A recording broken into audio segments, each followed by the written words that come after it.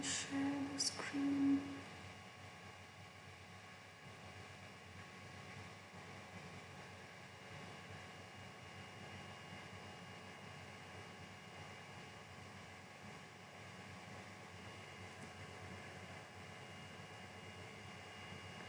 Okay, I hope the screen is visible. Then, and yeah, again, I'll just repeat once more because I'll make this screen in full, so I won't be able to see any of your chats. Okay, so if you guys, anyone want to say anything, please unmute yourself and ask. Okay, I won't be able to see the chats, so just keep in mind. Now let's start today's session. So once again, good afternoon everyone. Today is its third interaction session.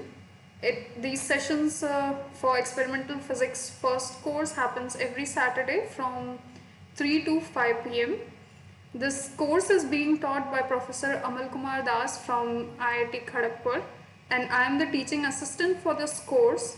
I am Mrinalini, a PMRF research scholar from School of Physics, University of Hyderabad. So let's first discuss last interaction session. Somebody had asked that actually the lecture videos that are being uploaded week wise and the assignments for that particular week, they are quite different. Somebody had raised this question, so I just want to tell about this, that since it's this course experimental physics 1, it's very basic course for undergraduate students. I think what the professor is trying to do, later we'll be learning specific experiments under mechanics or electricity or other topics, but in this first 3 or first 4 weeks the professor is trying to just introduce to the students various components or apparatus and the technique of taking measurement, etc., in these first 3-4 weeks. So maybe questions based exactly on those kind of lectures were not possible, it seems. That's why he kind of, I think some questions are also repetitive, like some questions on significant figures and rounding off. I'm seeing they are still there in 4th week assignment, I think. So maybe they are repetitive till now, but I expect from next week when the classes lectures on experiments will start, I think you will get relevant kind of assignment problems. So yeah, I just wanted to address this query that was that somebody had asked last time. So with this, let's start today's concepts and things that we will discuss. So last session we had discussed about galvanometer, ammeter, voltmeter, which are basic tools that we find in any experimental laboratory, and we use these devices or tools to measure measure current or voltage in a circuit. And so we had tried to understand what is their working principle, and we had done question also based on these things. Now this time we'll talk about other components that we find in any lab. So these components are that we are going to discuss and that were discussed in lecture videos were resistors, capacitors, inductors, and these connecting wires. So maybe, yeah, again, these are the concepts that you would have already studied in class 11th or 12th, but since they have been discussed in the lecture video, so again I will do a sum, not very much in detail, but we'll have a recap of some of the important things related to these topics so that you will be able to solve the assignment questions, or even if assignment questions, and if you are taking the exam for this course, then it will be helpful for you. So we'll revise those things, and if you have any question, you can ask me. So starting with resistor, we know resistor is an electrical component that opposes the flow of current in a circuit. So it as the name suggests, resistor is something that resists. So it resists what the, in any circuit where current is flowing, it opposes the flow of current. So it doesn't, I mean, resistor here, this is how a typical resistor looks.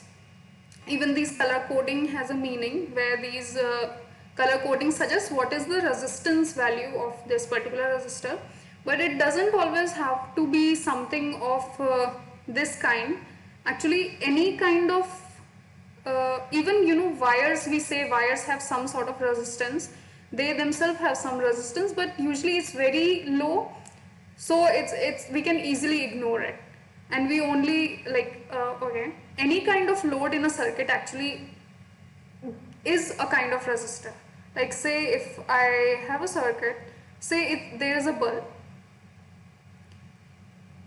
so this is some kind of load in the circuit, and I'm connecting a battery, sorry, this is a cell, okay, one terminal should be smaller, and there is a resistor. So this is a cell or battery, I'll change the term, I mean interchangeably I'll be using the term, it's fine. So the potential energy is V. Now the current will be flowing in the circuit, and this we see is clearly a resistor of some value, but actually this load bulb, this will also be, is a kind of resistor. It will also influence or decrease the flow of current. So resistor has different form. I just wanted to make that again clear. And resistor, the SI unit for resistance is ohm, and we know that for any particular material, resistance is proportional to the length of wire and inversely proportional to the area of cross section of a wire, and when we remove this proportionality constant we get resistivity, and this is a typical formula. Now resistors in series, okay, so we'll have a quick recap of how okay, so if I have a resistor with resistance R1, and along with that is connected another resistance of resistor of resistance R2, then what will be the total resistance in this circuit? Let's make it a circuit. This is again Madam, excuse me. yes, yes, That formula, whatever you have written, is yeah. for a resistance. Rho into, you have written some L by A, but I think it is A by L. uh, Resistance is proportional to length, and it is inversely proportional to area of cross section. When this proportionality constant, this directly proportional symbol we want to remove, we want to put a constant. This constant is resistivity. This formula is correct. If you Okay. want to write it in terms of resistivity, then it will become R times A divided by L. Is this familiar? I think you want, Okay. you're saying like this, right? Yes. This is for resistivity, the dependence will become like this actually. I mean, I hope that's clear. Okay. Yeah. Okay. So we were doing this, that this is a circuit, and okay, this is a circuit. I'm sorry, I'm just making it same length. It should not be same length. One is bigger because it's positive, another one is smaller. This is a cell or battery of voltage V. Now what will be the total resistance? So from Ohm's law we know V is equal to IR. Now here whatever the current is flowing, going from one terminal, the same current will flow through this and come out here, I mean, and go to negative terminal. The current will be same here. That anyways, okay, let's do, okay, if I just assume that, or let's do for this particular resistor, if I'll write Ohm's law, it will be V1 is equal to I R1. For resistor R2, it will be V2 is equal to I R2. Sorry, what I meant is I1 and I2. But from if you remember, there is something called Kirchhoff's law of current, Kirchhoff's current law. Sorry, and maybe the spelling I'm writing is not correct. Kirchhoff's law. There are two laws. One is for current, and another one is for voltage in a circuit. So Kirchhoff's current law says that what at any in the circuit at any point the amount of at uh, at any point the amount of current that is entering and the amount of current that is leaving is same, because the charge or the current cannot vanish or something. Okay, so whatever charge or current is entering at any point of junction, the same current will leave. Like this is anyway, it's there is only one wire here.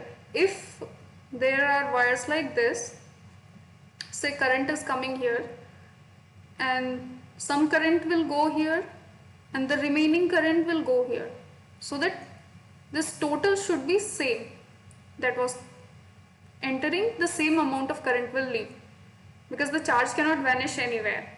Whatever is coming, the same will leave. So this is Kirchhoff's current law. So based on this, we can clearly see in the circuit that because it's straight, there is no other connections. So whatever current is going from through this resistor, the same current is going through this resistor. That means we can write it like this: IR1 and V2 is equal to IR2. Now the total potential drop will be, there will be some potential drop across this V1, there will be some potential drop across this V2, and the total potential drop will be V1 plus V2. This also we know from Kirchhoff's voltage law, that the total potential drop in any circuit is equal to this voltage of the battery. Okay, I mean in total the potential drops, usually the law is like this, that potential drop in a circuit is total is 0. That means the battery is giving some potential, then there is some, it's giving, so it's plus, they are consuming and they are consuming, so it's like this is kind of the law. Using the same in this transformed form, we get V is equal to V1 plus V2. Now substituting these values here, V1 is IR1, V2 is IR2, and the total potential drop in the circuit will be, say I total anyway, it's the same current, but resistance, total resistance we can call it. So I, we can see, I'll take out I common. Okay, let me write like this: I R1 plus R2, so it's getting cancelled, and R total will be R1 plus R2. So that if here for example I've just taken 2, right, I can take more also, but I'll get the same formula. So this is the formula if the resistors are connected in series. This is the formula for yeah. Now we'll do for resistors in when they are connected in parallel. So if resistors are connected in parallel, for example, again this is R1,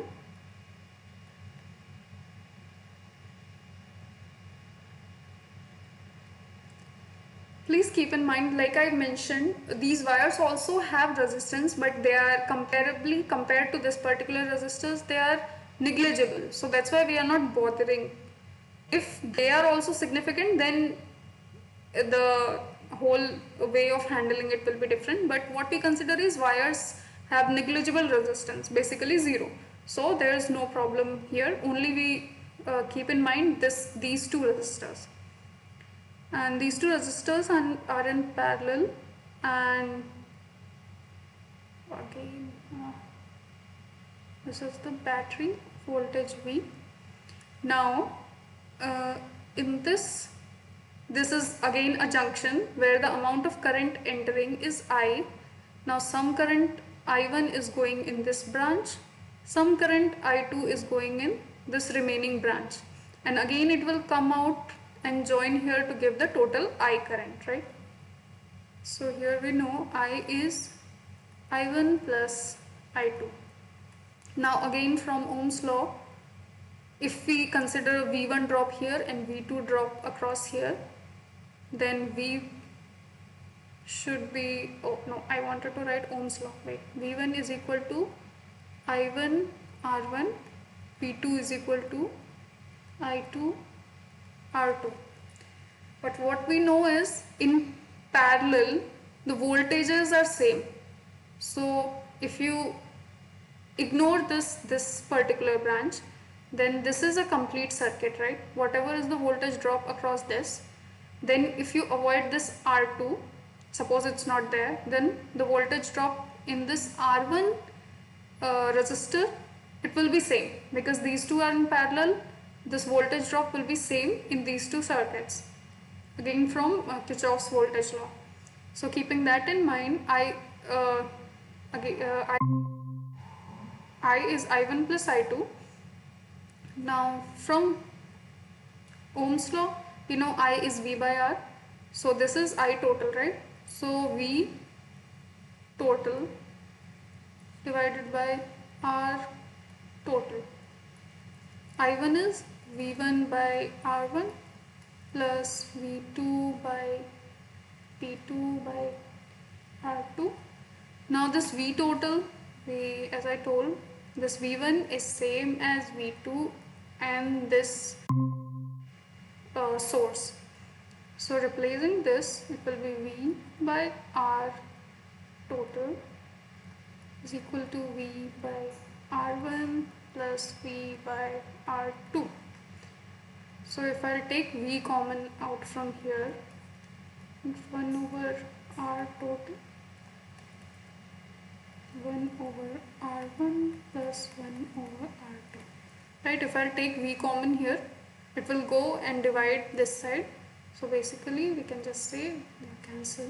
So the equivalent or total resistance in parallel connection is given by this. If there are more, then it will be 1 by R3, 1 by R4 and so on.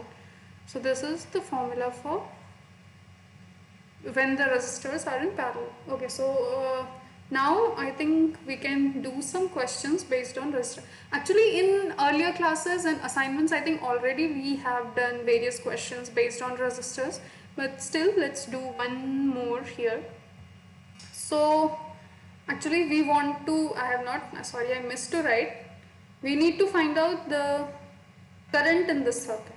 Okay, so we have been given the voltage source, and there are different resistors of different magnitude connected in different combinations, and we want to find out what is the total current in this particular circuit. So first we need to make it easy for us to understand and calculate. So we'll start simplifying. Here we can see that this R3 and R4, they are just connected with a straight wire. It's just bent in this way, but it's straight. So that means R3 and R4 are connected in series, and if they are connected in series, we just now saw that if they are connected in series, they just need to be added to find out the total. So here, if we try to solve this, it will be 6 ohm plus 4 ohm, that is equal to 10 ohms, right? After that, this circuit will become something like this. I mean, the battery will be there, the same 24 volt, and this resistor is there, this resistor is there, this value is 10 ohm, this value is 7 ohm, and these two we have simplified, and the total value we are getting 10. So I can make it something like this. Okay, this is 10 ohm. Now as we see, this and these two 10 ohm resistors are actually in parallel. right? So we know the total will be actually, especially for 2, because these are only 2, we know that when we'll do the reciprocal, the R total will become R1 times R2 divided by R1 plus R2. So for 2, this is somewhat little convenient formula we can use for this problem as well. So here the total will be 10 times 10 divided by 10 plus 10.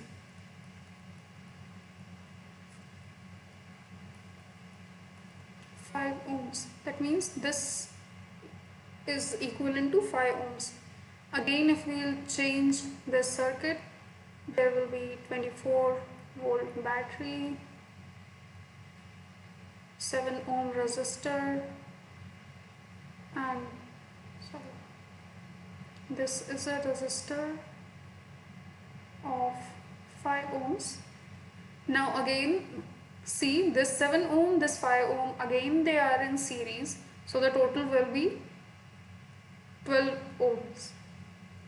Now we have voltage, we have resistance, so the current will be V by R, right? Voltage is 24, resistance is 12, so current will be 2 amperes. So our answer will be 2 amperes. Similarly, various questions we had done earlier. So for resistors, I think this one is sufficient. I hope all this is clear. Now moving on to another component that we find in a lab, or actually in day-to-day life also. You must have already heard about capacitor, because it's there in all of the devices because of its utility. So basically, capacitor is a two-terminal electrical device which is used to store energy. So it's an electrical device which stores energy in the form of electrical energy. I mean, basically the electrical charges are stored inside it, and later it can be used as a battery or a cell because it has the potential energy stored inside it. So it consists of two electrical conductors that are separated by a distance. I'll explain this later. The space between the conductors may be filled by vacuum, that is air, or with some dielectric or insulating material. The SI unit, okay, so any capacitor, the symbol of capacitor is like this usually. The usually popularly used capacitor is when we use two parallel plates. When we use two parallel plates and there is gap between them, either it could be air or we could put some insulating medium between them, and when we connect it using sorry, let me just correct this.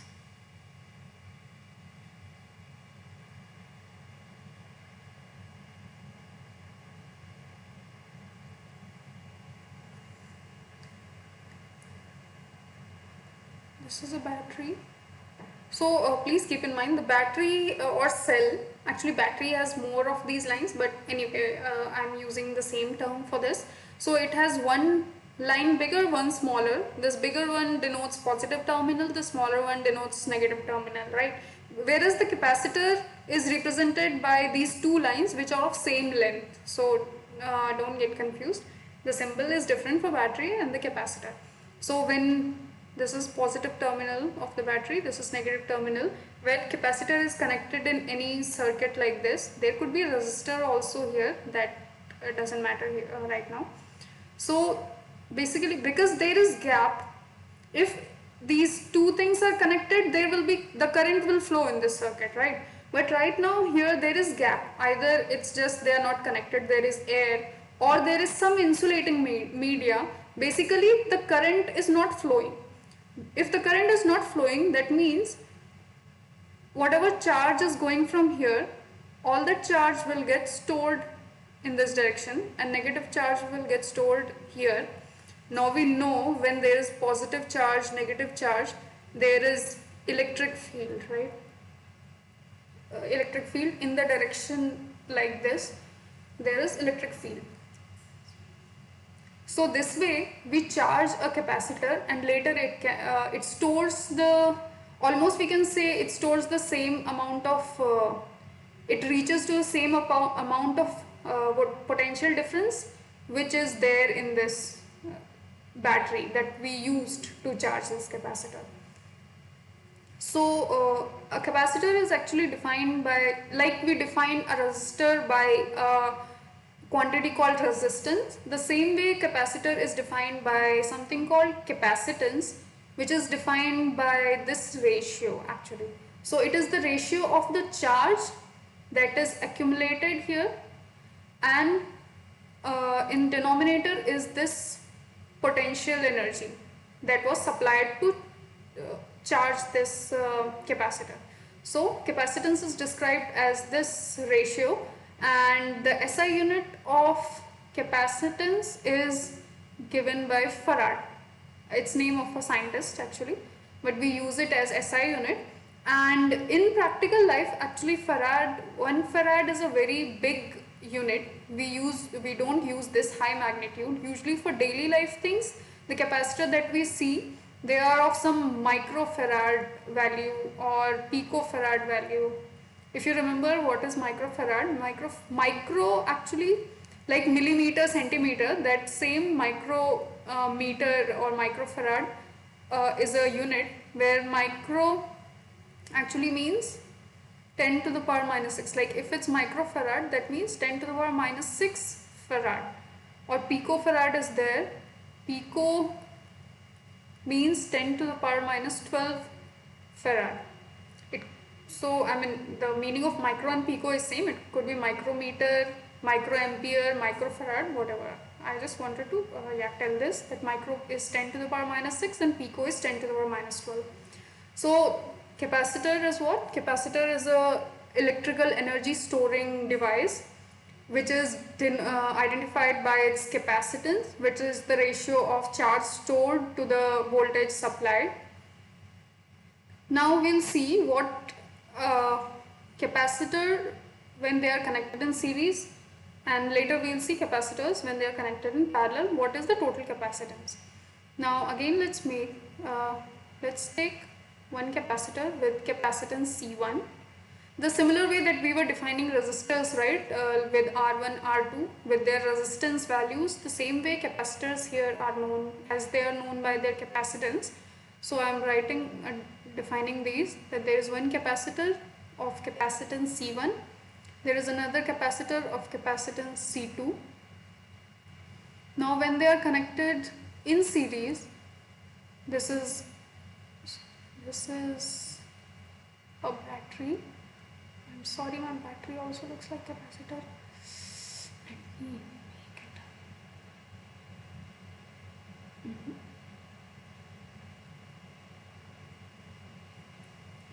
I'm sorry for these drawings. Actually, I'm still getting used to using this writing pad. That's why it looks horrible. So this is battery, right, of voltage this. Now since there is no current flowing through this, because I told, right, there is insulating media here or air, whatever, so that there is no flow of current, but the charge is there. Now again, as we just told, the C is defined as Q over V, is the ratio of charge over potential energy. So for C1 resistor capacitor, it will be C1 is equal to some amount of charge, whatever will get accumulated here, and the potential energy supplied. For C2 also, it will be ratio of this. Now again, as we know, in a circuit, the total potential drop potential energy supplied by this cell will be equal to the potential drop across C1 plus the potential drop across C2. V is V1 plus V2. Now from this relation, V1 will be Q1 by C1. by C1 plus for V2 it will be Q2 by C2, and the total potential drop will be the total charge divided by the total capacitance. This total will be like, what will be the total capacitance if the of this total circuit, for this total circuit. Now, as we were talking about that current in a circuit is same, here anyway I told you the current is not flowing, charge is not flowing, it's getting stored here, right? Some charge is getting stored here, some charge is getting stored here, the opposite is getting induced. The charge is not flowing, it's getting just stored here, but the charge that is going from this positive terminal, again the same thing, rule follows for it, that it will not vanish anywhere. Whatever the amount of charge in this circuit will remain the same. Whatever is going from this positive terminal, the same will come to this, is on this negative terminal. That means all the charge in the circuit is same. So whatever the total charge is, it's same as Q1, it's same as Q2. Replacing this, it will become like this, and then again taking Q common, these all will get cancelled. This implies 1 over C total is 1 over C1 plus 1 over C2, or again, because these are only 2, so we can write like this, C1 C2 times C1 plus C2. Okay, so what you will notice here is that for resistors, when they were connected in parallel, that time we were getting an equation like this. But here for capacitors, when they are connected in series, then then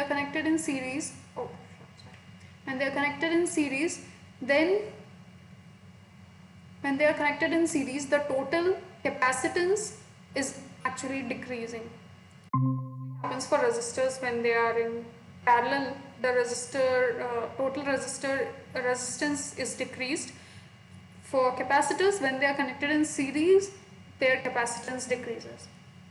Now let's do this for capacitors when they are connected in parallel. Okay, so this is capacitor 1, capacitance C1. This is capacitor C2, and this is the battery of voltage V.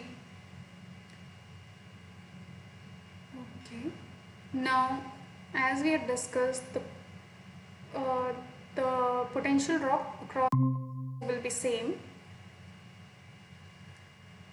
and the charge, there will be some charge stored on C1, some charge stored on C2, which now will be different. This terminal is sending out some charge that will get distributed, something will get distributed here, and the remaining will get distributed here. So the total charge will be Q1 plus Q2. And for individual, we'll write C1 is Q1 by V1 and C2 is Q2 by V2. Now the total charge will be this. So Q total, this is Q total. Q total will be from this relation C total. I'll just write T now. T means C total. The total capacitance will be, total charge will be total capacitance times this voltage source, which will be Q1 will be C1 V1 plus C2 V2. Now, as I said, the potential drop across these will be same from Kirchhoff's voltage law. That means V is equal to V1 is equal to V2. Keeping this in mind, we'll get C total V is C1 V plus C2 V. Again, I'll take this out common, C1 plus C2. So this will get cancelled and we'll get C total will be C1 plus C2. That means when capacitors are connected in in parallel, the total capacitance will be actually the sum of those values. So this is how we do for capacitors connected in parallel. Now, the very commonly used capacitors are parallel plate capacitor. I mean, there are variety, especially these days, but we'll talk about this one kind where it represents the same as symbol also. So there is two conducting plate that is connected by some source of battery to charge these, and there could be air or any dielectric medium. Let's consider first air, that they are separated, means there is no connection, so all the charge will get stored here and the negative charge here.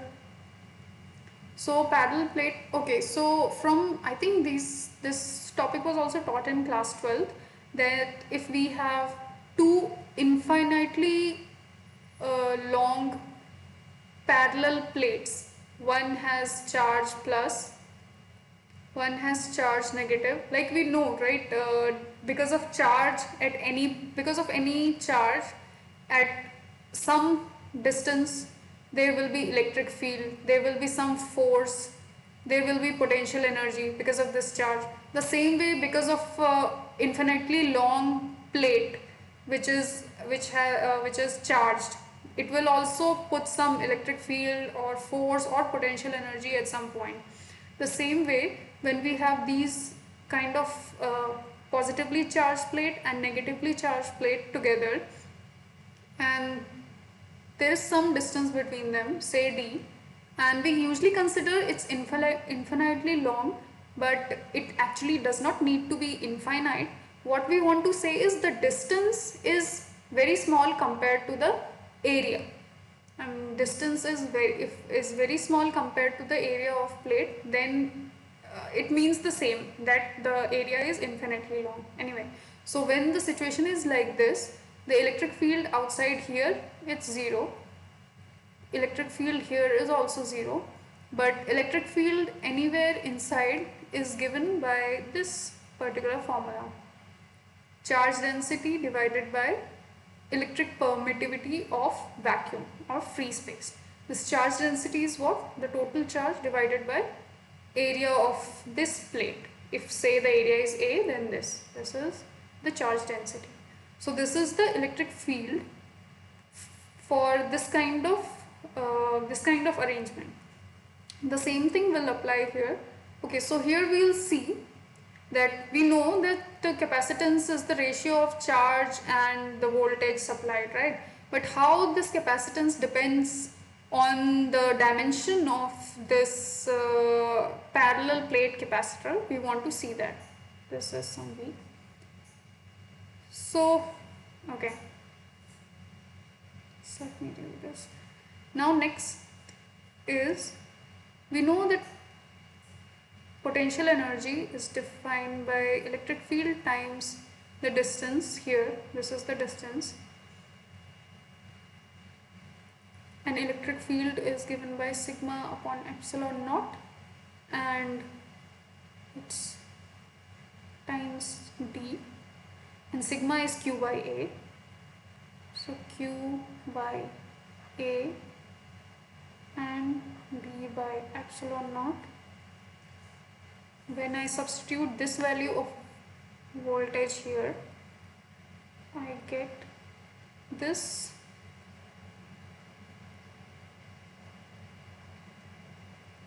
This will get cancelled and I'll get capacitance is equal to epsilon naught A by D. So for a parallel plate capacitor, the capacitance is proportional to the area of cross section, the area of the plate, and it's inversely proportional to the distance between the two plates. That means if the distance will decrease, the capacitance will increase. If the area of the plates will increase, then also the capacitance will increase. Now this we considered when there is no medium between these two plates, like it is air or it's the vacuum. Now if we put some dielectric medium, what we call insulating medium, then how the capacitance will change. This is in case of air or vacuum. When if I substitute some dielectric medium here, then this is some dielectric medium. This is some dielectric medium. Then the new capacitance for that arrangement of capacitor, okay, I'm denoting Cm, that will be, this was this was permittivity of free space, right? But now I need to write permittivity of this medium. Let's say it's epsilon, and so the formula will become epsilon A by D. Now we know epsilon is defined as epsilon r epsilon naught. This is relativity of free space, a relativity constant. This is permittivity of free space. This is permittivity of the medium. Putting these values, we'll get epsilon r epsilon naught A by D. We can clearly see this was the capacitance value before we put the dielectric medium. That means if I denote, this was for vacuum, say.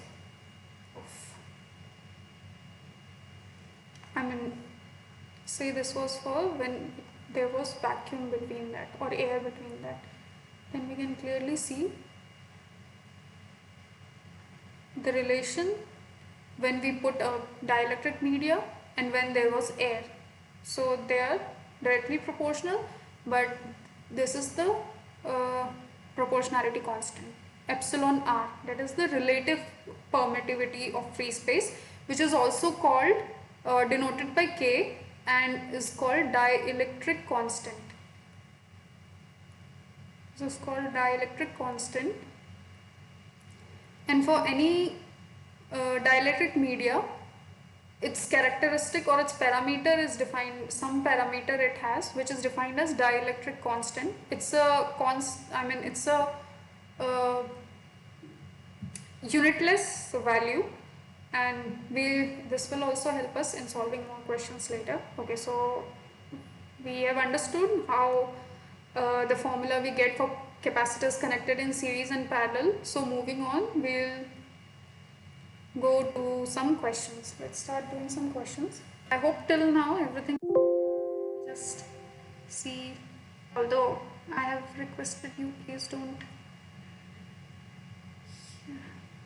Oh, yeah, everything's fine here. Okay, I hope everything is getting clear. If you guys have any doubt, please let me know, because I hope nobody put anything in chat. Yeah, that's fine.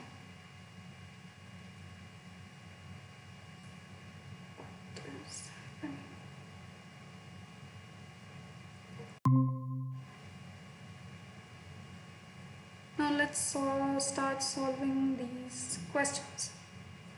So the question is a parallel plate capacitor. So we have a parallel plate capacitor, plate of area 1 meter square. Now the area is given to be 1 meter square. Each are at a separation of 0.1 meter. That means the distance is 0.1 meter. If the electric field between the plate is 100 Newton per coulomb. Now they have already given the electric field between the plate is 100 Newton per coulomb. So this is the usual standard way of solving any problem also, right? That we first write all the parameters that have been given in the question, and then we'll start solving what is the required value. So we have been asked to calculate the magnitude of charge on each plate. So we'll have some capacitance, which is not given anyway. Okay, it will have some capacitance, and we know capacitance is the ratio of this. Now here we have been given area, we have been given distance and electric field. Okay. We also know that capacitance for parallel plate capacitor has this formula, and separation capacitor. Okay, there's nothing given. I'll assume there is vacuum. So that one formula I get is like this. Finally, I need to calculate charge. Okay, so I'll use this formula and this formula as well. So epsilon naught, I'm just keeping, I'm not substituting the value. Area is given 1 meter square and d is the distance. Okay, let's just for time being I'm keeping like this. Also, if I substitute q by v here, charge, I mean in this formula if I substitute, I'll get this, right? And this implies q is epsilon naught, anyway it's 1, v by d. Now we know v is E times d. That means this becomes epsilon naught E times d divided by d. So this cancels. What we are left with? Epsilon naught times E. Now the value of epsilon naught has been given here, which is 8.85 times 10 to the power minus 12 coulomb square per Newton meter square, and electric field value is 100 Newton per coulomb. Calculating this, it will give us 8.85, and this will become, this is 10 to the power 2. So 10 plus 2 minus 12 means 10 to the power minus 10, and coulomb, the unit of charge is coulomb. This is not capacitance actually. That's unit of charge is coulomb, which is also represented by capital C. So our correct answer will be this 8.85 times 10 to the power minus 10 coulomb. Yeah, this is correct. Hello, ma'am. Yeah. I had a doubt. Many times I had this. Sometimes when we practically assemble these circuits, one of the terminal we will keep for ground. Yes. And even we won't keep, there is circuit path or current path will be same only, equivalent. So what's actually the concept of ground, and is it actually the same as earthing also? Actually, yeah, earthing and grounding, you mean they are same, so that whatever excess charge is there, it should flow in the ground, right? At homes also we do, so that we don't get electric shock or something. If there is some extra charge, it will go. But exactly what you want to know is, like what exactly you're asking here? I didn't properly understood the grounding means. In circuits, we will keep one terminal for ground, and in circuits sometimes we won't connect all, and usually while they're practically we will connect them all. Okay, so although it's little not here much relevant, but in context of these capacitor, if I try to explain you, let me take one empty slide.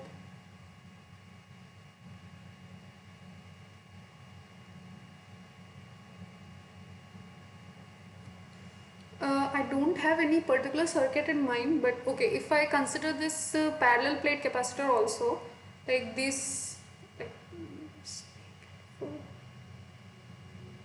so these are two terminals, right? Either I am saying that I am charging it using a battery, I'm charging it using a battery. So here positive charge because it's connected to positive terminal, here negative charge because it's connected to negative terminal. Another way also we can say that these are two plates, and one plate I am giving some charge, okay, by some means I am giving it some charge, say positive charge. Another I am grounding. I think this is what you mean. Usually what this means is same as this.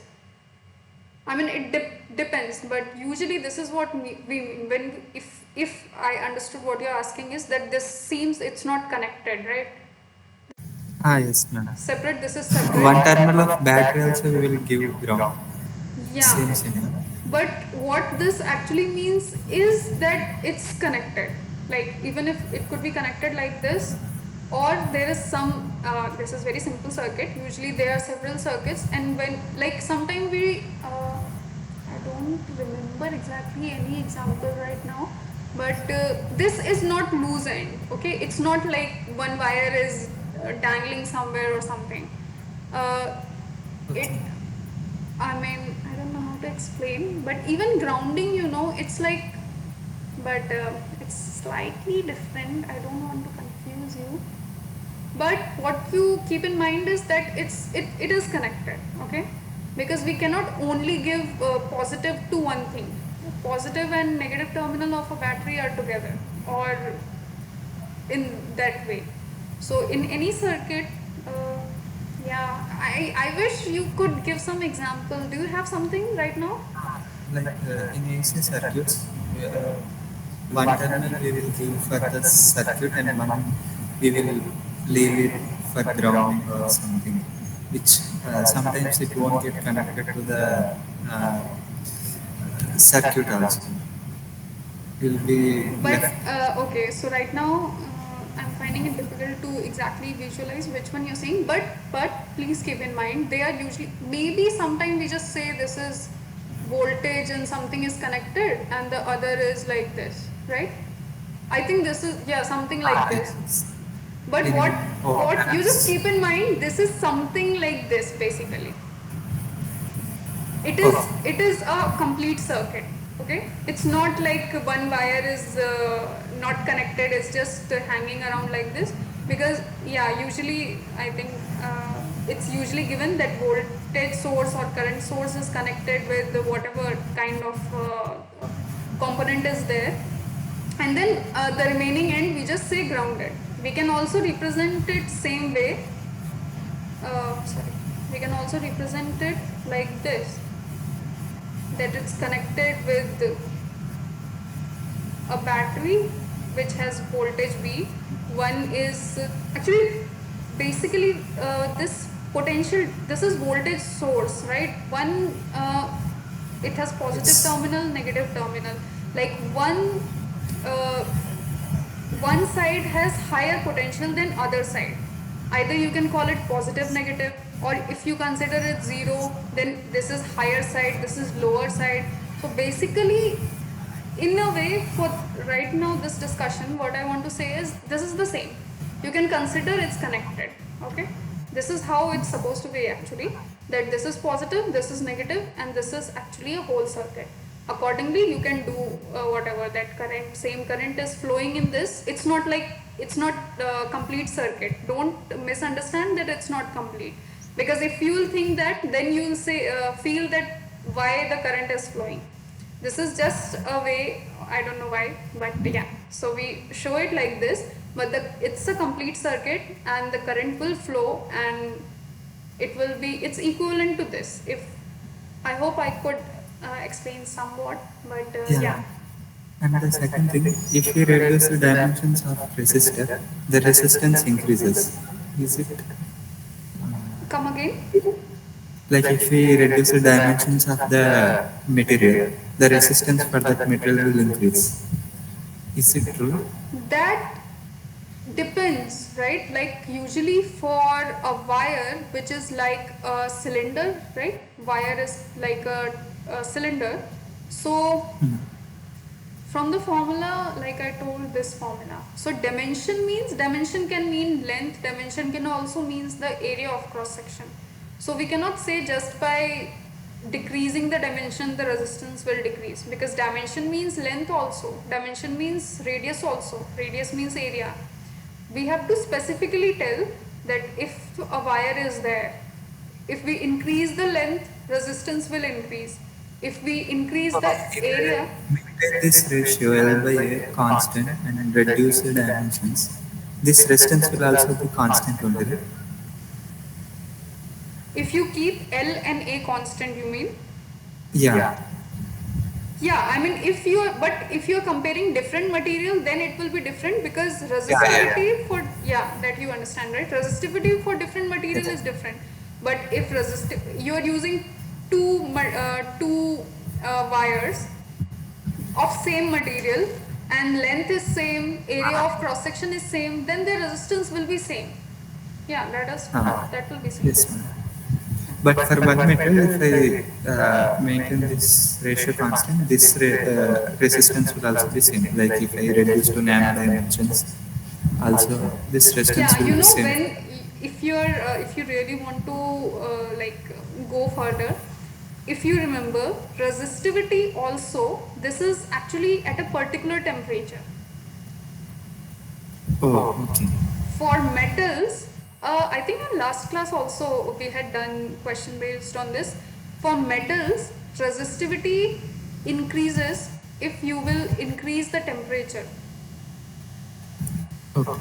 The reason is because the atoms have positive ions which are heavy, and when we increase we have say a metallic wire, if we increase its temperature, those positive ions, they will start vibrating and they will collide. Actually, resistance, how it comes into existence, the electron is flowing, electric charge or electron we can call it, it's flowing in the wire because of voltage difference.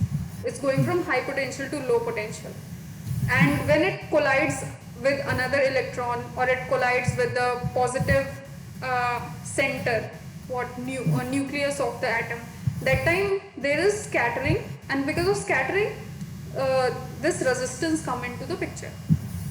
So in metals, when we increase the temperature, there is more vibration, there is more collision, so the resistivity increase. In that case, even if your length and area of cross section is same, but you are increasing the temperature of your wire due to some setup, then resistance will increase.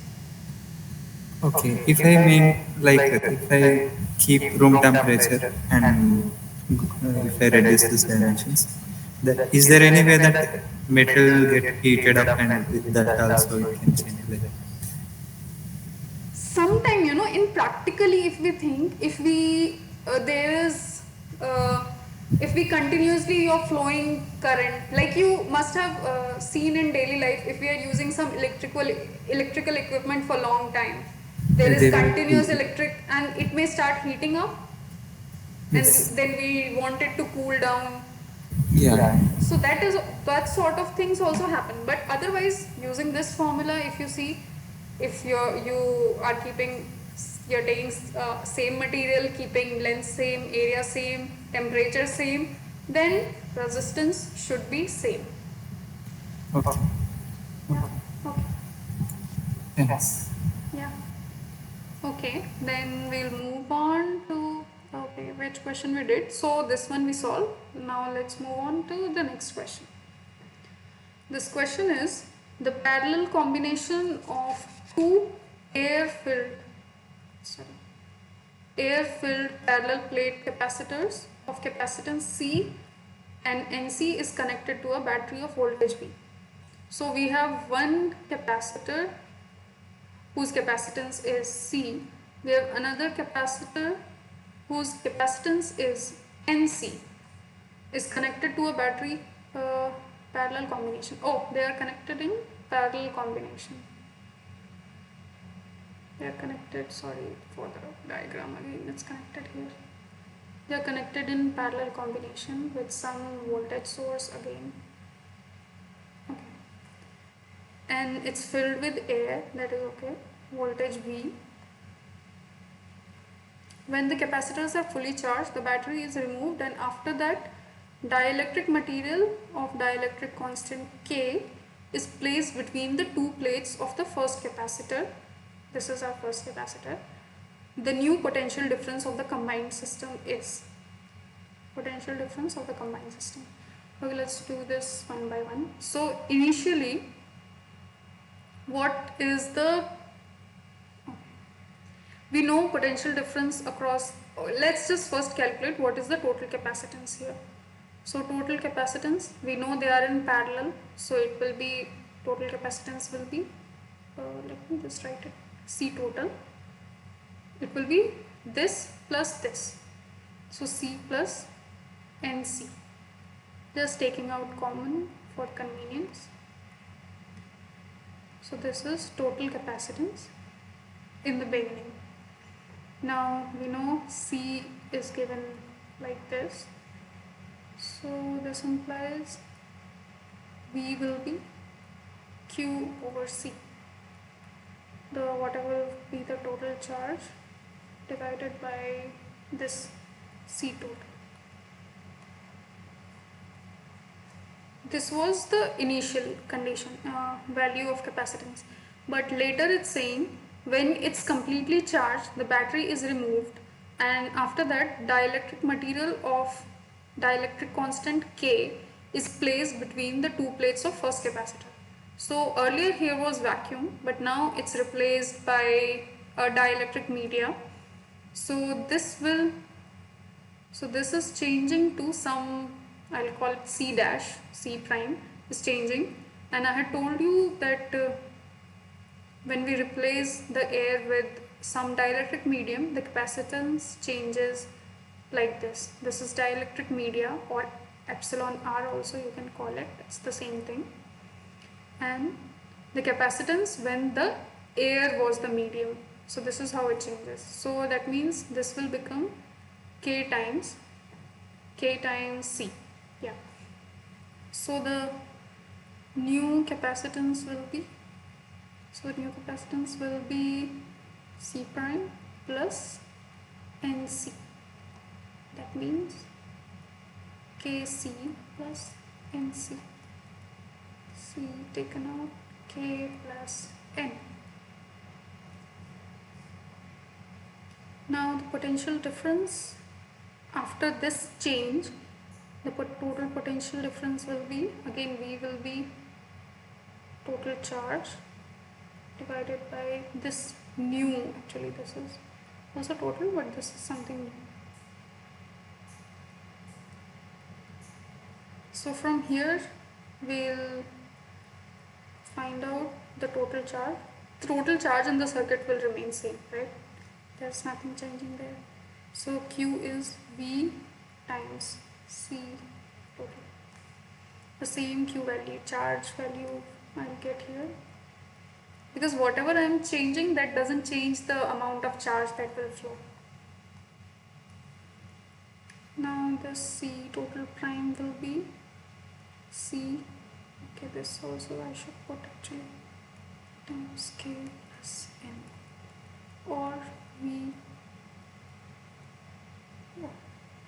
What happened here? Did I make a mistake? This was earlier. Just a minute.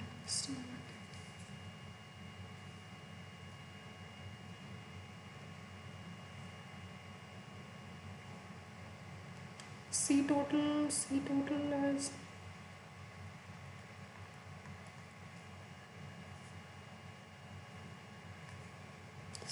actually this. The new one will become C K plus N, and so the new potential will be, okay, C and C will get cancelled, and what we'll get is N plus 1 divided by K plus N times this voltage. So what we've asked, new potential difference. So the new potential difference is N plus 1 times K plus N of this V. So the correct option is N plus 1. Yeah, this is the correct option. N plus 1 of this N. This is the correct answer. Okay, we have one more question on capacitors. A parallel plate capacitor is made by stacking. Parallel plate capacitor is made by stacking n equally spaced plates. Okay, so here we have n number of plates connected alternatively. If the capacitance between any two adjacent plates is C, then the resultant capacitance is. Okay, so what we have been told is there are n number of parallel plates or n number of plates, then and they are connected like one by one, like one plate, second plate, third, fourth, and so on. We need to find out and the capacitance between any two adjacent plates. So between any two plate the capacitance is C. Then between the second plate, third plate, again it's C. Then between third plate, fourth plate, capacitance is C. So in this way we need to find out what is the resultant capacitance of this kind of setup. Now for that we need to find out what is the total number of capacitors here. So to understand this, now see, when we talk about capacitor we have two plates, right? We have two plates and it makes one capacitor. It makes one capacitor. If I'll have three plate, this will be one capacitor, this will be another capacitor. So with three plate I'll have two capacitor. Similarly with four plates I'll have one here, second here, third here. With four plates I'll have three capacitors. With this pattern what we can understand is that if we have n number of plates, then number of capacitors, if we have n number of plates, then number of capacitors will become 1 less. N minus 1 will be the number of capacitors. Now capacitance between adjacent plates is C, then the resultant capacitance is, then the resultant capacitance should be, for one plate it's C, two plate it will be 2C. So for n minus 1 capacitors it will be n minus 1 C. It should be the, okay, we have one more question. A parallel plate capacitor with air between the plates has a capacitance of 9 picofarad.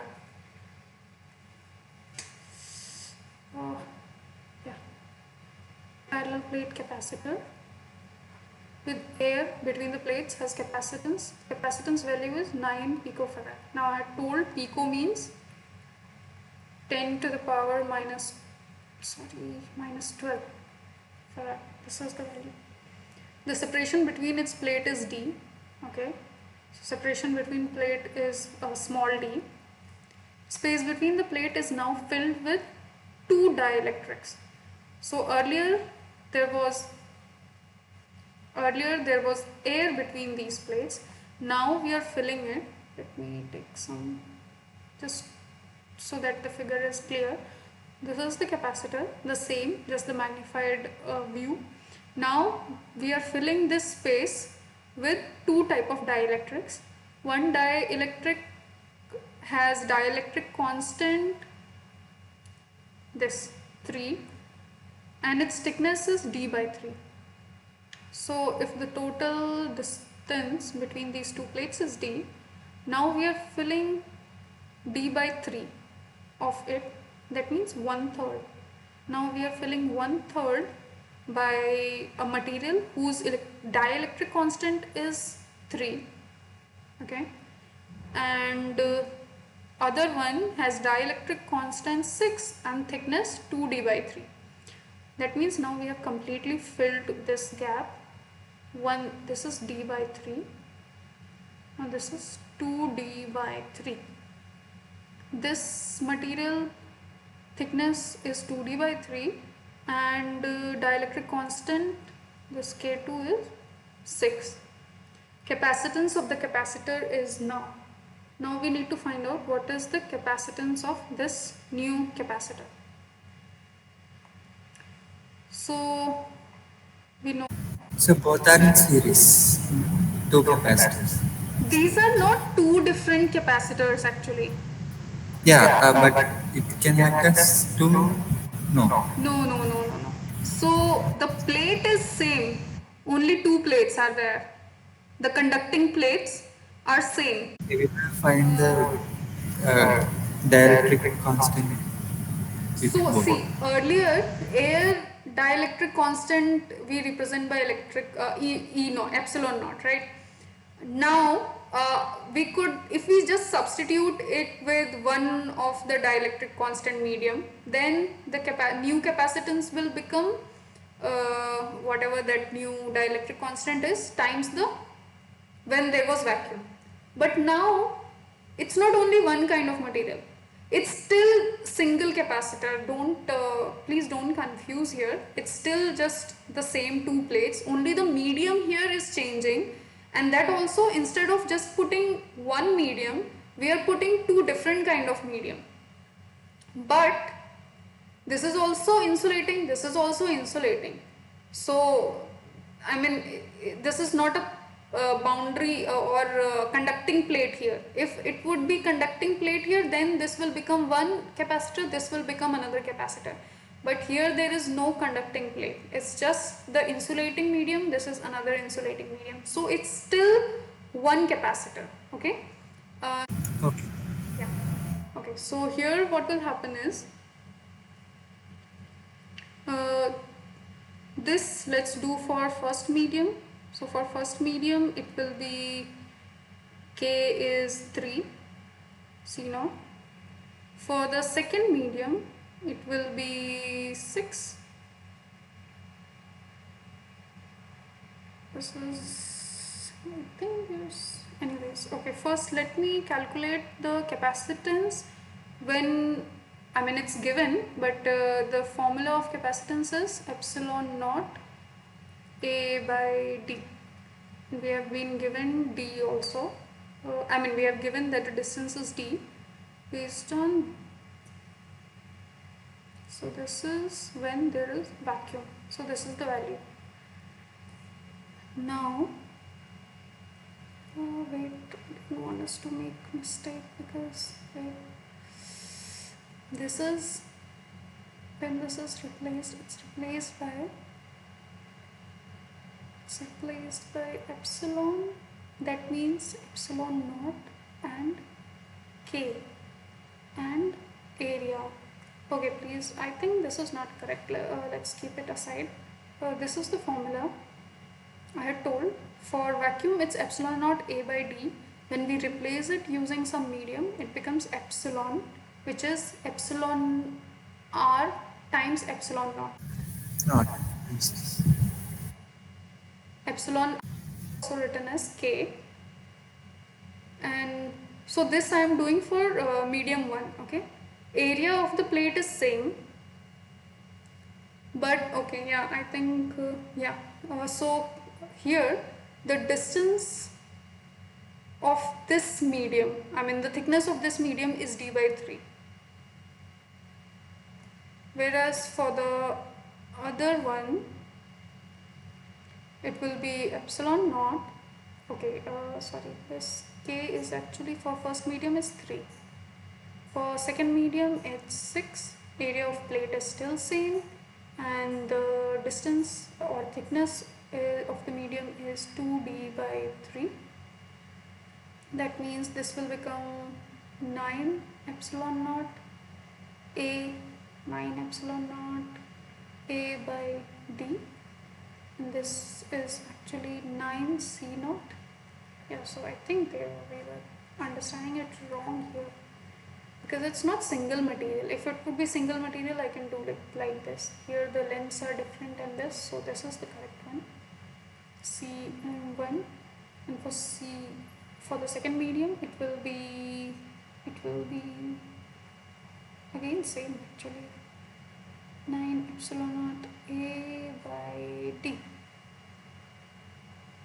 Okay, now the total capacitance of the capacitor will become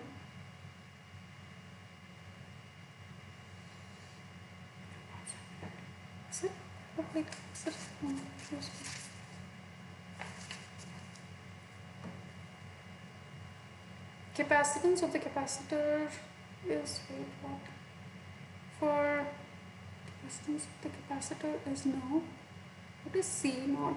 C naught is okay.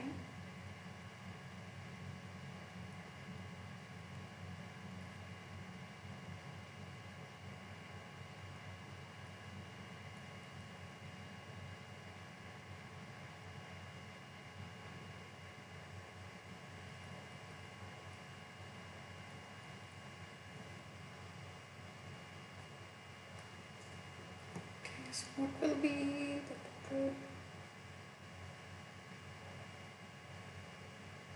I'm using calculator to calculate. If you guys want, you can also do.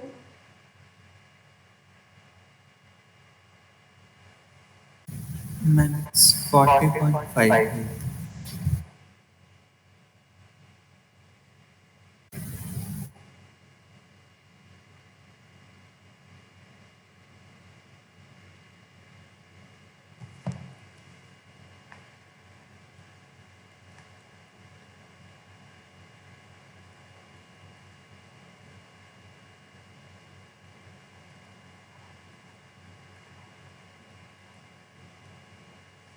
So yeah, the resultant one will be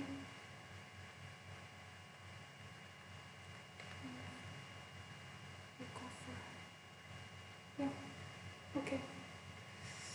So it should be this. D. 40. Yeah. Now moving on to the other thing. How much time we have? Okay. So there is another component that we use, which is an which is called an inductor, which is a two-terminal device. Now, inductor is also a energy storing device, but like in capacitor, we were storing the energy in form of electric charge. Here, in the case of inductor, we store the energy in a form of magnetic energy. Actually, it's in a magnetic field. The form of energy is called magnetic energy when the electric current flows through it. Symbol of inductor is like this because so what is this inductor is basically, if we have a straight wire, in earlier classes we had discussed that if we have straight wire and conducting wire and current is flowing in that wire, then it's like I mean the wire will have a magnetic field around it that will be given by right hand thumb rule. So there will be magnetic field around this current carrying conductor. But so I mean whenever there is current in a flowing in a wire, there is magnetic field associated with it. When with the same wire, if we make it make turns out of this like this, then there will be then again current flowing through this kind of shape of the wire. Again there will be some magnetic field around these wires, and here we talk about actually magnetic flux. So magnetic field lines passing through this turns associated with each turn, this area of these turns. So magnetic field lines per unit area is defined as magnetic flux,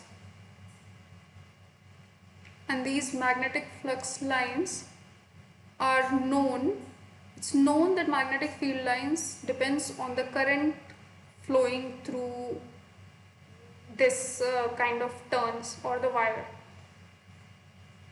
And when we replace this proportionality constant, it becomes we get a proportionality constant which is called inductance.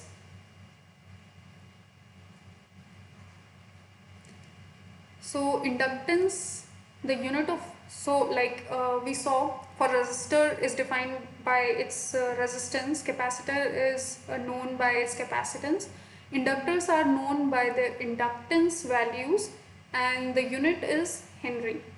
Again it could be in micro or pico Henry, whatever, but it's Can you also explain what happens when AC and DC, both kind of current flows in inductor? What is difference comes in inductance and other parameters?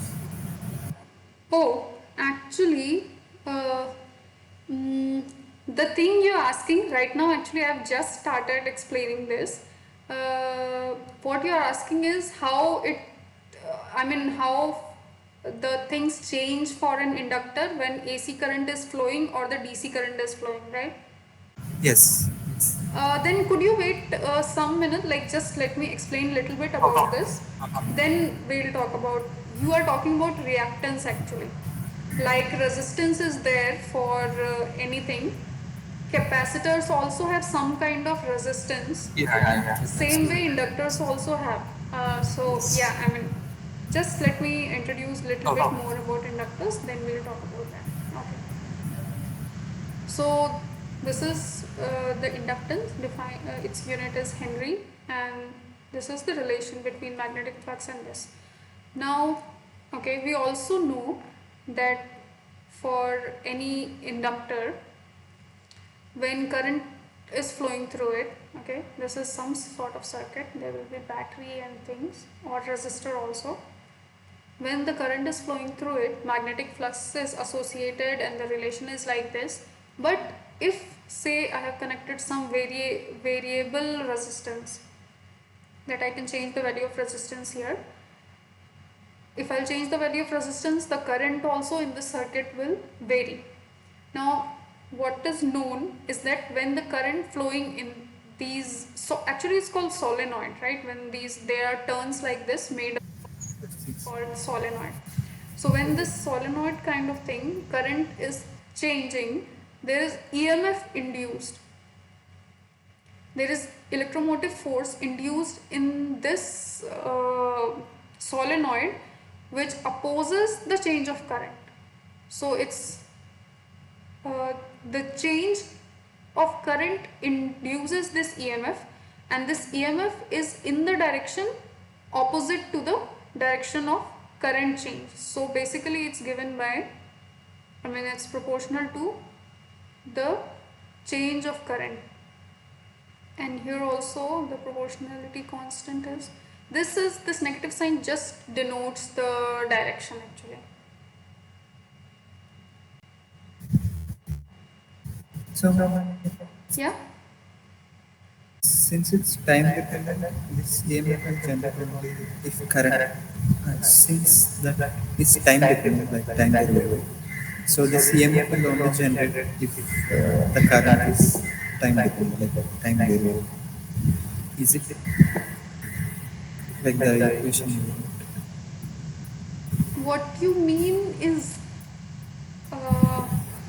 but in that case, okay, so, okay, can we discuss this a little later? Like just let me do this. Yeah. Okay.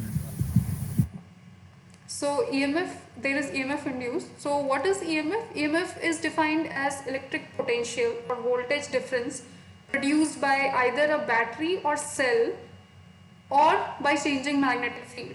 So usually we know in any circuit, when there is a cell or a battery, and there is some resistor or capacitor or anything, some component is there, this is voltage source, right? It creates the potential difference across this thing, and then we find out the voltage drop here.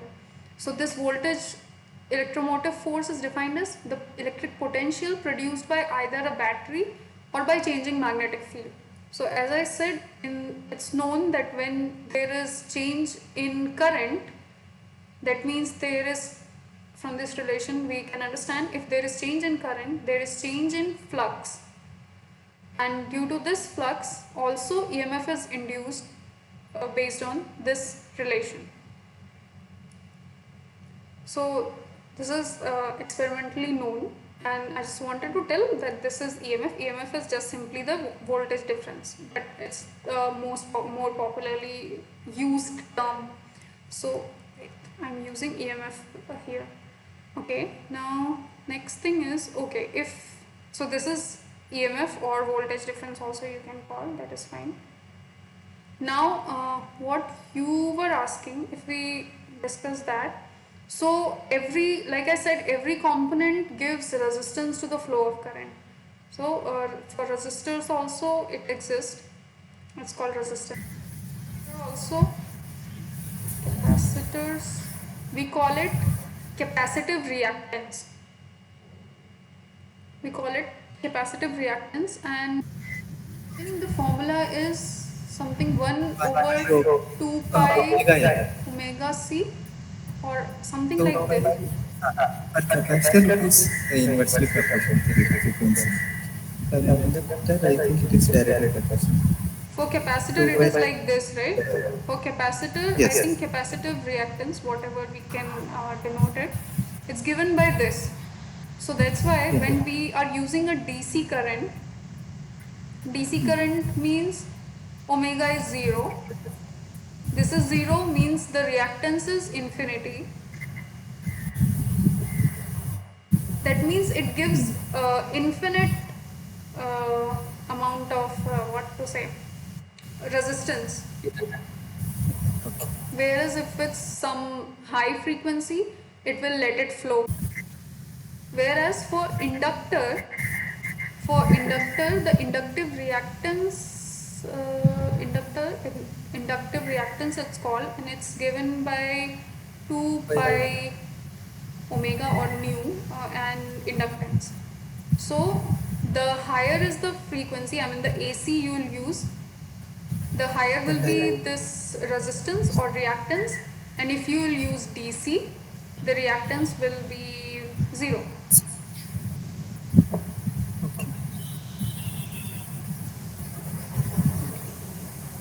So moving on to what I'm wondering how much time we have. Inductors in series. So if we have two inductors of L1 inductance and L2 inductance. Here, yeah, you have asked that AC-DC question, but here just to keep it simple, I was not telling that it's alternating source or DC source, okay? I just like, yeah, but I just hope it doesn't confuse. I was just using simple voltage source. I was not specifically telling this is alternating or not. I was just giving a voltage source and then connecting with capacitor, or here also I'll connect with inductor, but because I think those things are meant not to be discussed here. That's why I didn't bother about those things. But what you asked is like makes sense, because for alternating current, if we give alternating current in a source, these elements will behave differently. For DC, it will behave differently. Okay. So these two are inductors connected in series. I'll connect a voltage source, voltage V. Now we know here again there will be some voltage drop here, V1, the voltage drop here, V2. This V1 or E1 you can write electromotive force, or V1, it's fine. This will be minus L1 di1 by dt. The time is same, there is nothing like t1, t2, it's the same time, these are the same time. Then for V2, it will be minus L2 di2 by dt. Now from Kirchhoff's voltage law, we know that V is V1 plus V2. V1 is, so okay, here I'll just, because the negative sign just means that what I had defined, that EMF induced opposes the change of current. This sign just shows that. So we don't need to keep it here for the calculation, just to keep everything simple. Even if I keep it, won't be a big issue. I can take out the common negative sign common and it will still say the same. But okay, what we can say whatever it is. V1 is L1 di1 by dt. Now one thing here again we need to think, take care is, this is the same current that is flowing through both the inductors. There is nothing changing. They are in series. The same whatever current is going in here, the same current will come out. The same current will go in the second inductor, and the same current will come out here. So what does this mean is I1 is equal to I2 is equal to the total current. So I can directly do that. minus L2 di by dt. Total voltage will be this, let's take total inductance, and di by dt. Now di by dt, okay, let me just do minus di by dt, and this is L total. Here also I'll take common, minus di by dt, and we'll left with L1 plus L2. So even if we consider negative sign, not even if we don't consider here for this calculation, it's fine, it won't make a problem. Then this will get cancelled. That means when two conductors are connected in series, the total two inductors are connected in series, the total inductance is just the sum of their individual inductance values. Now let's do what is the formula for inductors when they are connected in parallel. This is one inductor with inductance 1.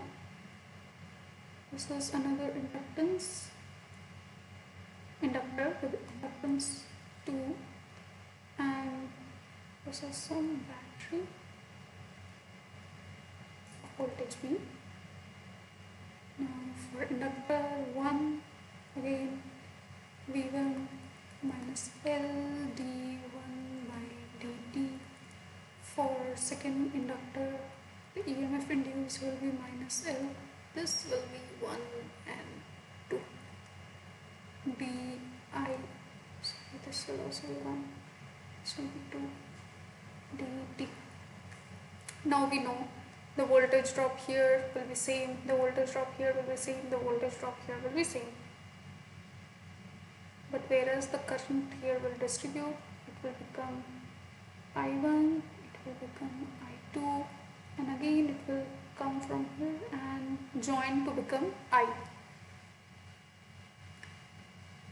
So we know that I is I1 plus I2, and V is V1 is equal to V2. So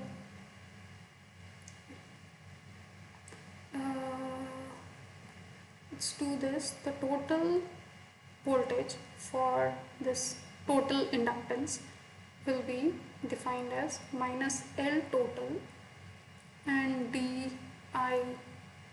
This total current is, I am representing it by I, so I'll just keep it di divided by dt minus LT, and this I is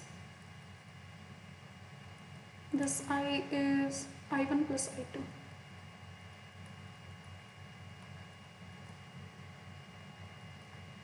Minus LT di1 by dt minus LT di2 by dt. Now from here I see that di1 by dt is V1 upon L1. So, and minus minus will become plus. So it will be this, di1 by dt from this relation will be V1 by L1. This also will be LT and V2 by L2. And since we know V is equal to V1 and V2, that means this way, let me write properly. V is equal to LT, I am taking out common, and this V1 is V.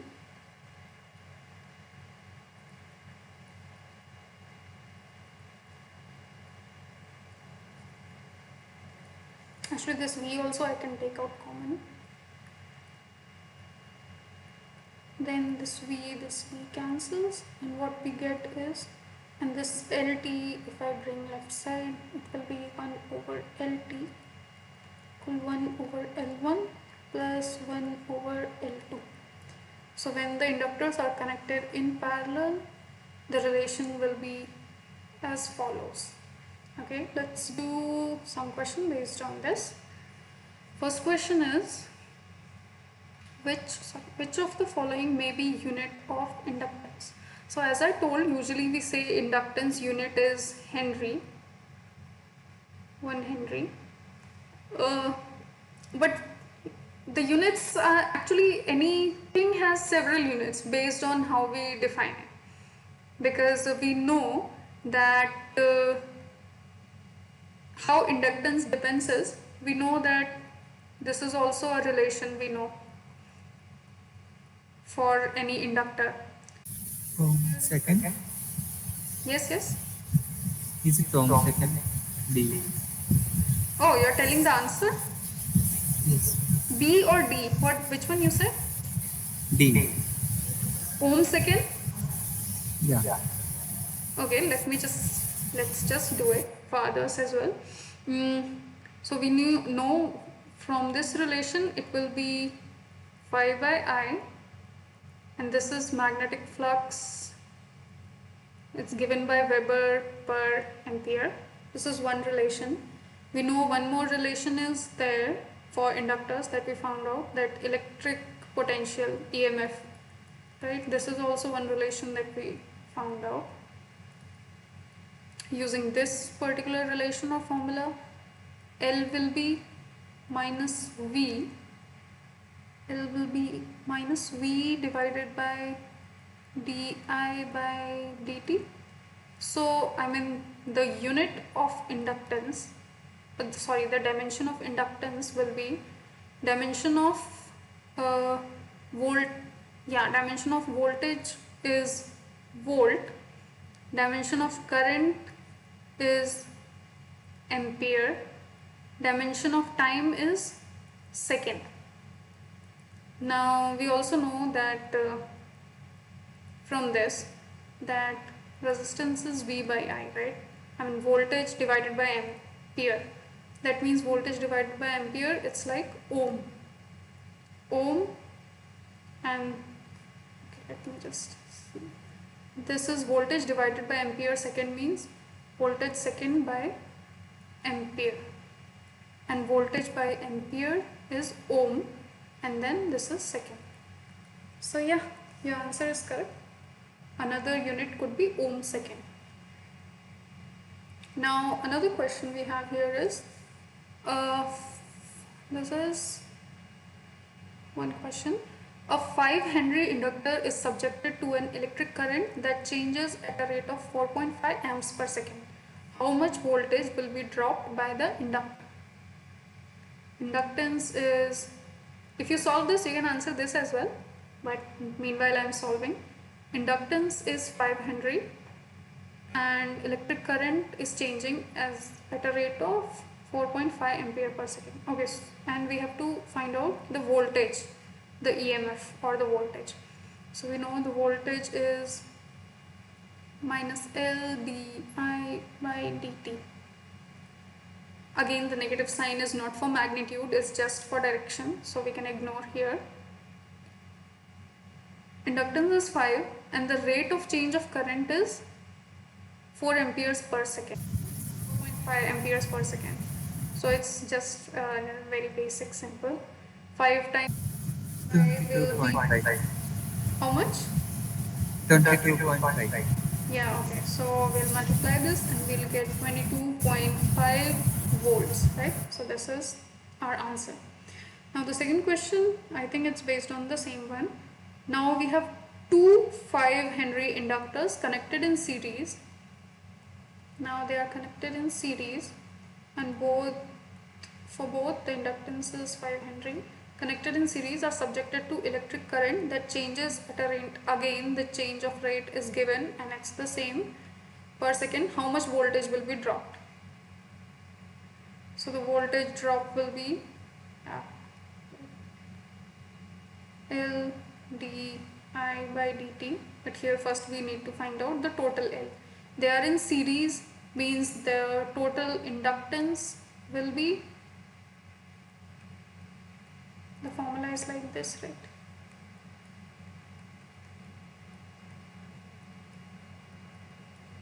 .5 Henry, and when we'll substitute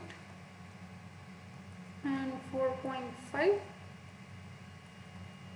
What do we get? What will we get?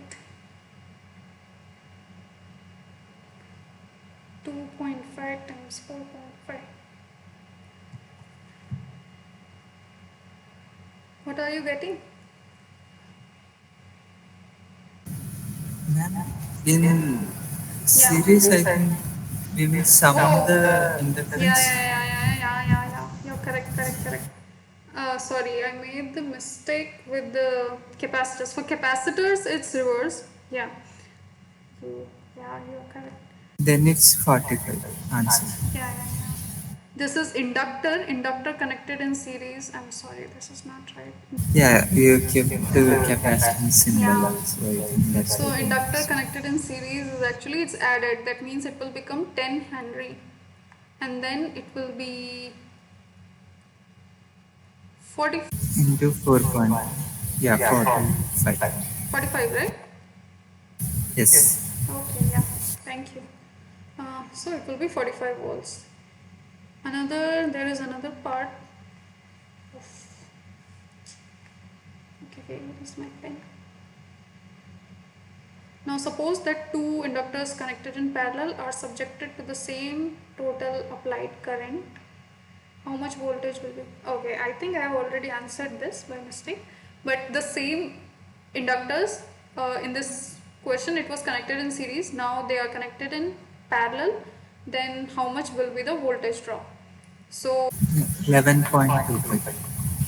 yeah, right. If they are connected in parallel, then total inductance will be 2.5. Henry, and the voltage drop will be 11.25 volts. Yeah. Okay, so one more question is there. How large must inductor Lx be in order to provide total inductance of 2.5 Henry in this network of inductors? So basically what it's asking is for this arrangement, the total inductance they are giving us, which is 2.5 Henry, and they are asking the value of this particular inductor. So you can carry on, you solve. Meanwhile, I'm solving it here. And so these two are connected in parallel.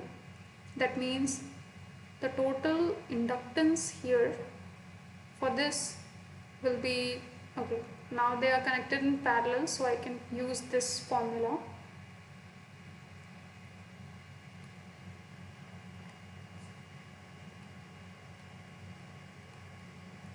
So for this it will be like this. When I'll replace it using one inductor of this value, it will be in series with this inductor 1.2 Henry. And we know for series they are simply get added, and then the total becomes 2.5. This becomes 2.5 Henry. Solving this, we'll get, if I divide numerator denominator by Lx, I'll get 3.3 divided by 1 plus 3.3 divided by Lx. And this side I'll take 2.5 minus 1.2, 2.5 minus 1.2, which will be 1.3. It implies 3.3 divided by 1.3. I'm jumping some steps, but 3.3 divided by 1.3, and this will become 1 plus 3.3 divided by x. If I take this 1 left side, it will become minus, means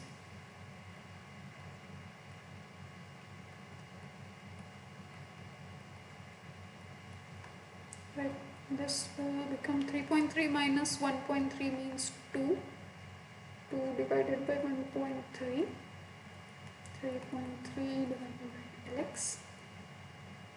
This will give Lx is equal to 3.3 divided by 2 times 1.3. Yeah, so what? 3 divided by 2. 2.145. Am I making mistake or are you missing something? Uh, are you getting like this? then Lx will be 3.3 divided by 2, right? 3.3 divided by 2 multiplied by 1.3. 3.3 divided by 2 is 6.6, and that multiplied by 1.3, I'm getting 8.58. How much are you getting? Let me check. Yeah, okay.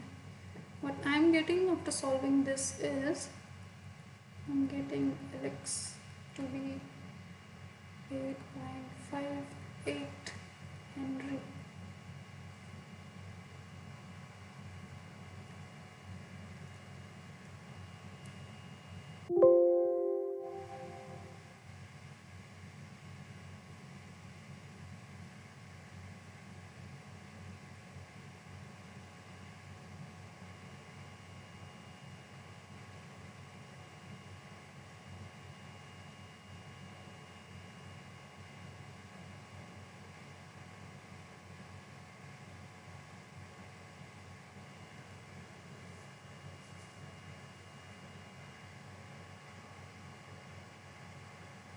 Yeah, correct. Yeah, Yeah. same. Okay. So 8.58 Henry is the right answer here. Okay, so I think, yeah. Till here we discussed about these basic components which were resistor, capacitor and inductors. Now moving forward, in the last week's lecture, the professor started discussing about basic analysis. So whenever we are trying to measure any value, we are conducting some experiment to find out any particular parameter or value, what all the things we need to keep in mind while carrying out that experiment and noting down the value. So here comes, we should know about some things which are data collection. How should we collect the data? What's the correct way of doing it? Graph plotting. If some graph plotting is required, what we should keep in mind, and calibration of instruments if it's required, and the error. Whenever we measure something, earlier also we had discussed about significant figures and that precision about actual value and precise value. So we understand that whenever we carry out some measurement, there is uh, some correct value and there is some value which has uncertainty, which comes in significant figures or significant digits that we had discussed. So we'll have a recap of these things. So when we are collecting any data in the lab, we should repeat the measurement and take the average. Like uh, as was mentioned in the lecture as well, if say we have a box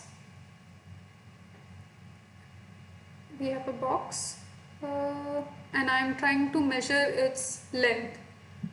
Here in a cuboid, we know there are I think 4. There will be 4 these long sides that I can measure. So instead of just taking one measurement and relying on it, we should try all these 4 faces. One reason could be that we may make mistake while doing it.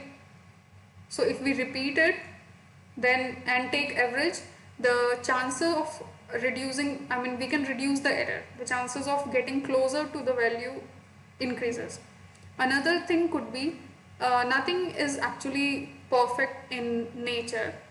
Even though, yeah, we can go as close as to anything being perfection, but nothing is exactly same. So maybe the cuboid may not have exactly parallel dimensions. Because of that also, we cannot just take the measurement of one side and leave the other. So it's best to repeat measurement some fixed number of time. That number of time is also not random, it depends on the situation. Like here we have these 4 lengths, so I can conveniently take these 4 measurements and then take average of them. So how many times we should repeat the measurement depends on the situation that we should consider. Another thing is choosing appropriate steps in X variable and noting down corresponding Y variable. So whenever we are carrying out any experiment. Like if we if we have a circuit, we have a resistor or any kind of load,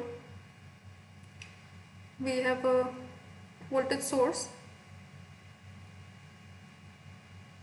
and to measure current we have ammeter, to measure voltage we have voltmeter connected, and we are conducting an experiment where with changing the resistor or resistance value, or if I'm fixing the voltage and I'm changing maybe the resistance and I want to see how the current is changing, or if I'm keeping the resistance same but I'm changing the, maybe this is variable. So how should we change? We should not change randomly, right? I mean, these are the basic things that were explained in lecture also. We are just having a quick recap that, say I am keeping this constant and I am changing this, then okay, first thing, this will be, in this case, if this is constant, if I am keeping this constant for my experiment and I am changing the current and then I am measuring the voltage, then this will become my independent value and this will become my dependent value. It will depend on this. Actually, sorry, we cannot keep this constant. If I'm changing the resistor, then the current will keep on changing and then the voltage will change accordingly. What I want to say is this I is independent here, and because whatever R I'll change, accordingly the I will change. From this equation, the voltage will depend on change of these things. So if I'm measuring the change in current, and accordingly whatever the change in voltage I am taking, so the steps should be meaningful, they should not be random.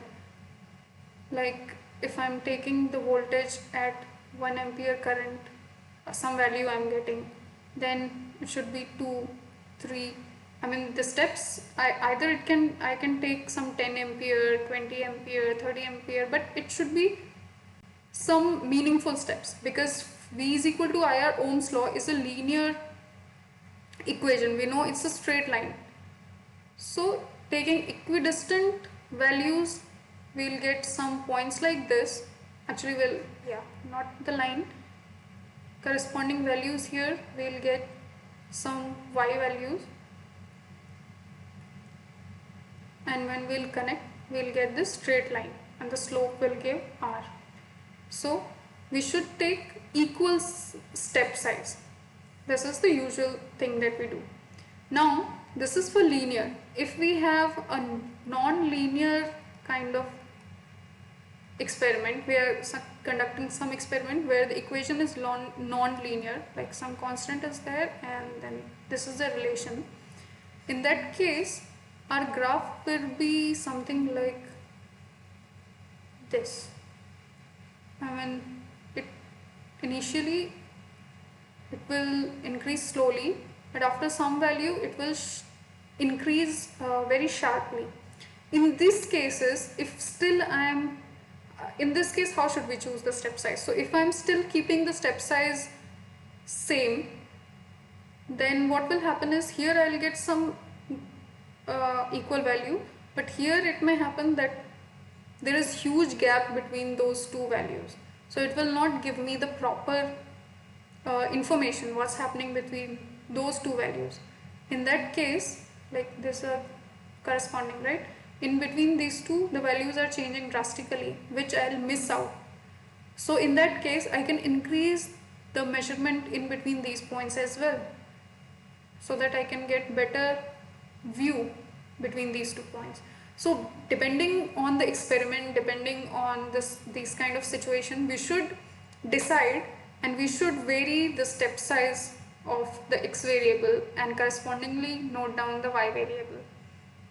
Now choosing instrument of smaller least count.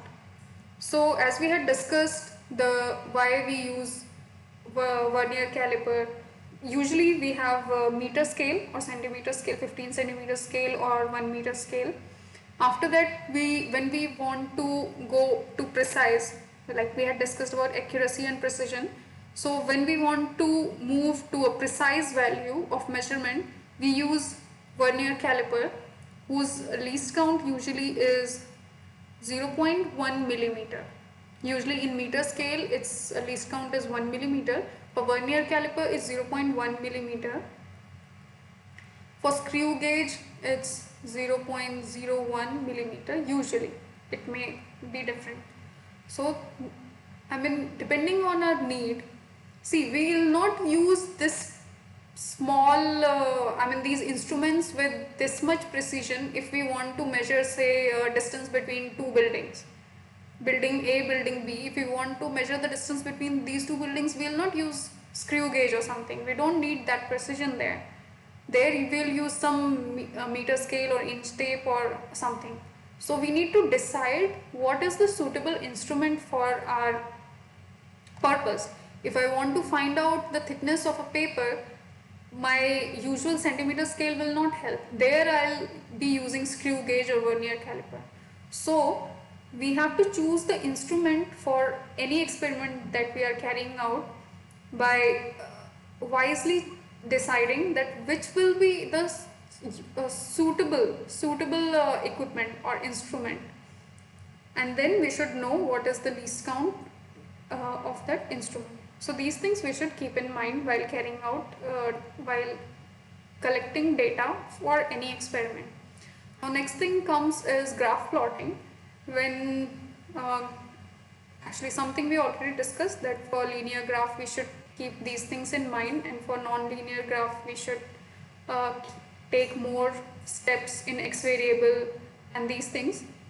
There are different kind of graphs, line graph or this kind of pie chart, pie graph, which actually gives percentage of 100. Like if we say that air constitutes the, what all our gases constitutes the total air, then it shows basically the portion that oxygen constitutes 20.9% of total air, or nitrogen consists of 78%. So pie chart is usually used to show the share of total. This is normal linear graph that we were talking about, that we get data points and then we just simply connect them to find out the trend in between points, kind of. Now we also have bar graph, where they look like this, and this is something, this also gives information. Like here we can understand that this is the total energy. It seems the total energy is this much. Potential energy value is also same. And since we know, actually this is a graph something like this, for we can understand a pendulum or something, for which total energy is potential, total energy is potential energy plus kinetic energy. So when a pendulum,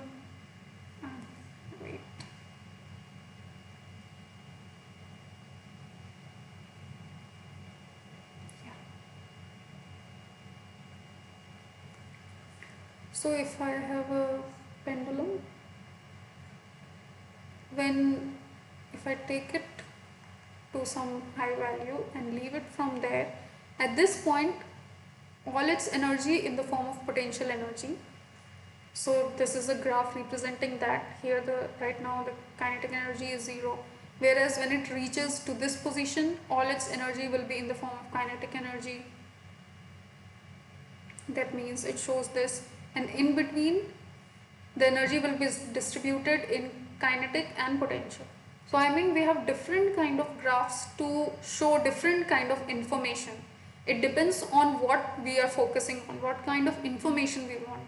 So here maybe exact value I'm not interested, but I just want a pictorial representation that how, at what point a position of pendulum the energy is converting to something. It's clear and convenient to understand from these graphs. So we have all these various kind of graphs. There are more other than this also. So we need to choose how to plot our data depending on what we want to extract from this. Another thing is calibration. So actually calibration we don't do usually. We already get calibrated instruments when they are manufactured. Like this is the table actually I have taken from a textbook. So if you all already remember, all these parameters have been defined by physics society or something, where they have been defined in particular uh, based on particular parameters, and using that only the meter scale or the things that we get, they are calibrated using these standard things. So usually we don't do it on our own, but just to give an example, like if we have a meter scale and I want to calibrate, due to some reason I don't want to use that scale, but I have a rod and I want to calibrate this rod using that meter scale, then I can just mark it that this is 0, and then I can mark at this point of the rod it's 10 centimeter, at this part of the rod is 20 centimeter, and maybe for some sort of measurement I want to use this rod, then I can use. So this, doing this, marking something based on standard, is what we call calibration, which usually we don't do in labs. It's how we get our instruments already calibrated. But this is also an important aspect. There is another thing also in basic analysis, the error, which will be discussed actually in this week's lecture, video lectures, and after that we can discuss these things in next week's session. So yeah, time is also up. So this was all that was there for discussion this week. And I think if you want to ask something, anyone want to ask something? Otherwise, we are closing this today's session. Is there anything?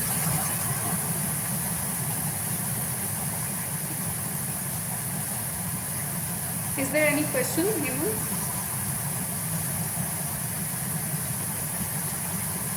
I'm not able to hear you if you are saying something.